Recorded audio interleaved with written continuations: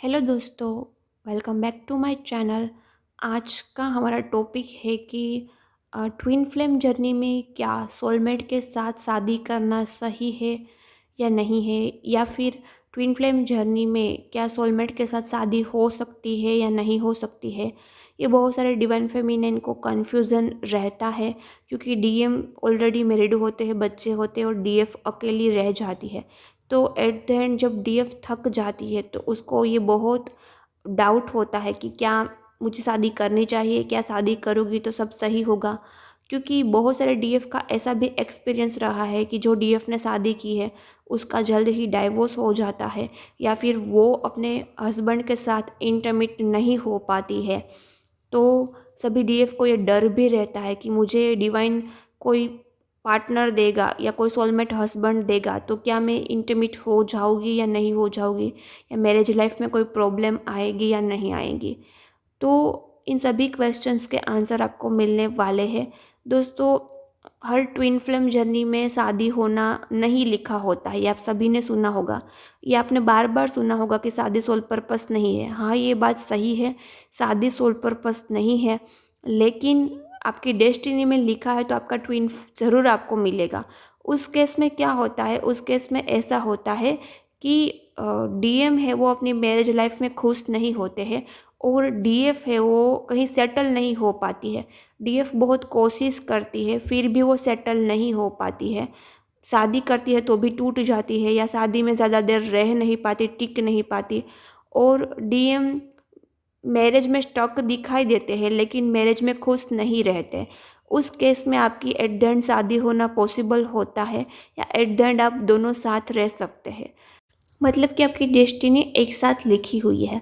लेकिन जिसके divine masculine अपनी मैरिज लाइफ में स्टक नहीं है, मतलब उसकी मैरिज लाइफ अच्छी जा रही है और वो अपनी लाइफ मैरिज लाइफ में खुश है, तो वो डीएफ को डिवाइन कभी अकेला नहीं छोड़ेंगे।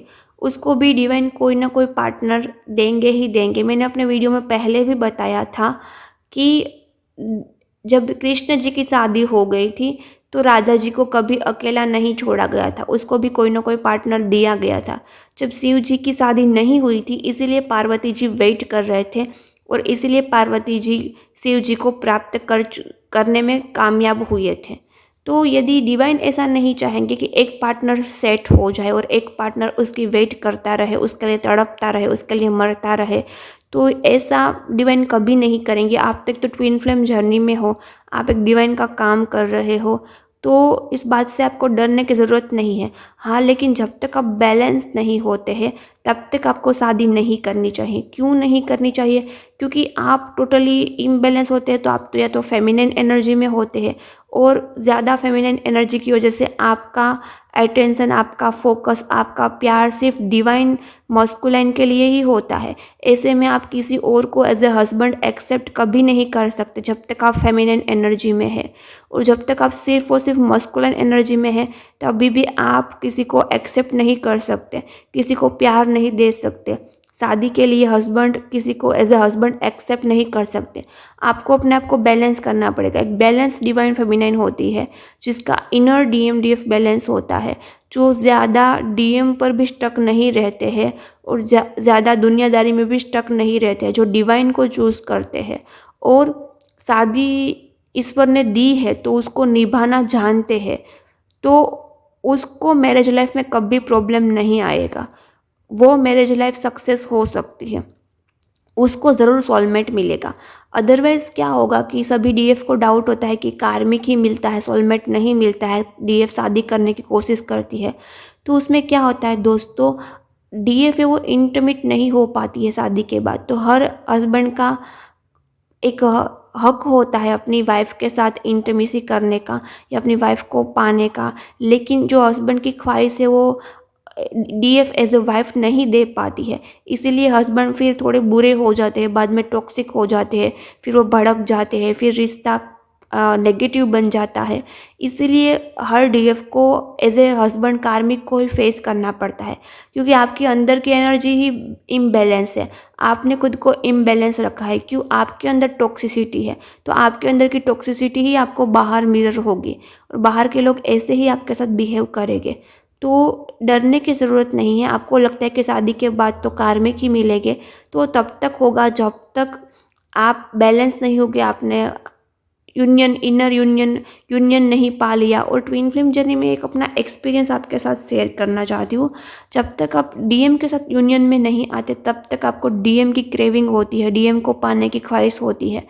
इस स्टेट में आप किसी और को एक्सेप्ट ही नहीं कर पाओगे क्योंकि आप डीएम में स्टक हो।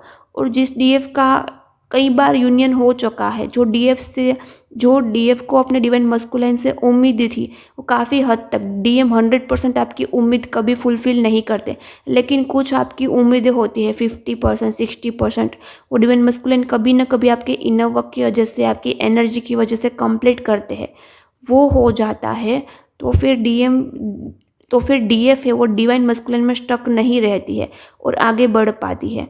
तो पहले तो आपको थोड़ा डीएम अपने यूनियन पर फोकस करना है। एक बार आपका यूनियन हो जाए, यूनियन मतलब वो यूनियन नहीं, 3D लेवल का यूनियन नहीं बोल रही हूँ कि आप कहीं होटल में जाए और वन नाइट स्टैंड करें। ऐसा कभी नहीं करना चाहिए। बिना शादी के पहले किसी के साथ ऐसे फिजिकल रिलेशन रखना गलत साबित हो सकता है, चाहे क्यों ना वो आपका डिवाइन मस्कुलाइन हो। लेकिन जो आपकी कॉल मैसेज पर हार्मोनी वाली बातें होती है, वो हार्मोनी वाली बातें हो जाए ताकि आप सेटिस्फाई हो जाए और डीएम की एनर्जी से आप भी बहुत हाई एनर्जी में आ जाए और फिर आप डीएम से इजीली डिटैच हो पाओगे। मैं भी ऐसे ही डिटैच ज़्यादा हो पाई थी और फिर आप किसी को इजीली एक्सेप्ट कर पाओगे। तो इसके लिए बहुत सारा इनर वर्क चाहिए और डीएम भी आपको चूज़ करना चाहिए, आप खुद को चूज़ करने चाहिए, तब ये सब कुछ पॉसिबल है। तो शादी करने के लिए भी बहुत सारा इनर वर्क चाहिए, आप सिर्फ डीएम के लिए इनर वर्क नहीं करते। यदि आपको अपनी लाइफ में सेटल होना है किसी को सोलमेट को पाकर, तो भी आपको इनर वर्क करना ही करना पड़ेगा। कुछ लोग बोलते हैं कि मैं डीएम के लिए क्यों इनर वर्क करूँ। सिर्फ डीएम के लिए इनर वर्क नहीं होता, आपकी लाइफ के लिए इनर वर्क होता है, आपकी ग्रोथ के लिए इनर वर्क होता है।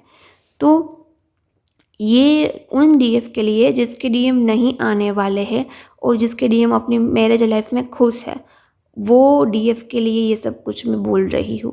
ओके, तो आपका डाउट था कि मुझे आगे बढ़ना चाहिए या नहीं बढ़ना चाहिए, तो इस वीडियो में मैंने सारा एक्सप्लेन किया है। राइट टाइम पर बढ़ सकते हैं और आप बैलेंस हो गए, आपके इनर डीएम डीएफ बैलेंस होगा, आप टोटली डिटेच हो गए डिवाइन मस्कुलाइन से और आप किसी को रियल में एक्सेप्ट करने की एनर्जी में होगे। और आपको एक कॉन्फिडेंट भी होना चाहिए कि मैं किसी के साथ सोलमेट के साथ इंटीमेट हो जाऊँगी। ओके, और आपके अंदर ये डाउट नहीं होना चाहिए कि ट्विन फ्लेम जर्नी में तो हम डीएम से ही इंटीमेट हो सकते हैं। ऐसा नहीं हो सकता है। जब तक आपका अटैचमेंट होगा तभी आपको ऐसा लगेगा कि मैं डीएम के अलावा किसी और की नहीं हो सकती। लेकिन दोस्तों, यह मोह है, यह प्रैक्टिकल लाइफ नहीं है। आपने द्रौपदी जी को देखा था, द्रौपदी जी कितनी पवित्र थी। क्या वो एक इंसान के अलावा दूसरे इंसान को एक्सेप्ट कर सकती थी? नहीं, बिल्कुल नहीं कर सकती थी। द्रौपदी जी के लिए भी ये बहुत टफ था, लेकिन उसने 5 पांडव को एक्सेप्ट किया। हर एक हस्बैंड के साथ उसको 1 साल बिताना था, तो उसके लिए कितना टफ होता। क्यों वो ये सब कुछ कर पाई? क्योंकि वो बैलेंस थी। ओके, तो आपको बैलेंस होना पड़ेगा, तभी आप किसी के साथ आगे बढ़ सकते हैं। जब तक आप बैलेंस नहीं होते तब तक आप वेट कीजिए, बट डीएम का नहीं, खुद को बैलेंस करने का और राइट टाइम का वेट कीजिए। ओके, और फिर आप आगे बढ़िए और ये सब कुछ डर भी निकाल दीजिए कि मैं अकेली रह जाऊँगी। डिवाइन ऐसा कभी नहीं करेंगे। यदि आप अकेले रह जाएंगे तो at the end twin flame आपके लिए ज़रूर आएगा और ट्विन फ्लेम नहीं आने वाला तो कोई ना कोई और इंसान आपको भेज देगा जो टोटली डिवाइन होगा, जो आपको इमोशनली सपोर्ट करेगा। ओके, ये वीडियो कैसा लगा कमेंट ज़रूर करना। मिलते हैं हम नेक्स्ट वीडियो में।